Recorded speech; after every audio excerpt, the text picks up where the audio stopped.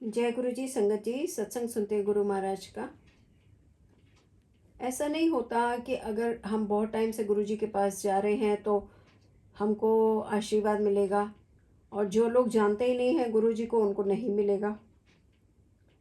जैसे कि एक बार एक अंकल आए, पहली बार आए, गुरु जी की ख्याति सुन के, उनकी कृपाएं सुन के, आशीर्वाद सुनकर वो उनके पास आए और उनके हाथ में एक फ़ोटो था।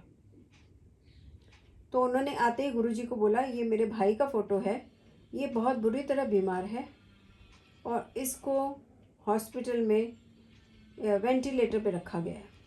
मतलब श्वसन तंत्र वाली ऑक्सीजन हुई या जो भी है, इन बीमारियों पे रखा गया है जो ठीक करते हैं बीमारी। तो गुरुजी महाराज ने देखते ही उनको पहचान लिया, उनका नाम लिया, जबकि वो पहली बार आए थे, और बोला कि वो ठीक हो जाएगा। आशीर्वाद दे दिया गुरुजी ने, क्योंकि वो बड़ी श्रद्धा से आया था, बड़ी भक्ति से आया था, मन में रख के कि यहाँ पे आऊँगा मेरा भाई ठीक हो जाएगा। विश्वास के साथ आया था बेसिकली। और फिर 2-3 हफ्ते में उनका भाई बिल्कुल ठीक हो गया, हॉस्पिटल से निकल आया, गुरुजी के दर्शन के लिए भी आया।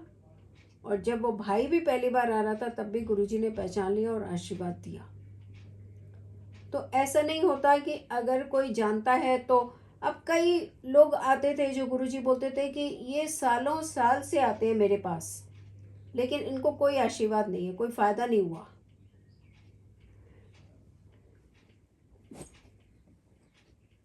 और कुछ आते थे जो पहले ही बार आए हैं लेकिन उसके बाद भी पूरा लाभ ले गए हैं। ये फ़र्क क्यों है? ये फ़र्क इसलिए है क्योंकि जो बहुत सालों से भी आते थे वो भी बहुत श्रद्धा से नहीं आते थे। बहुत लोग तो ऐसे भी आते थे जो सोचते थे कि घर में खाना बनाना पड़ेगा तो चलो यहाँ लंगर प्रसाद मिल जाएगा।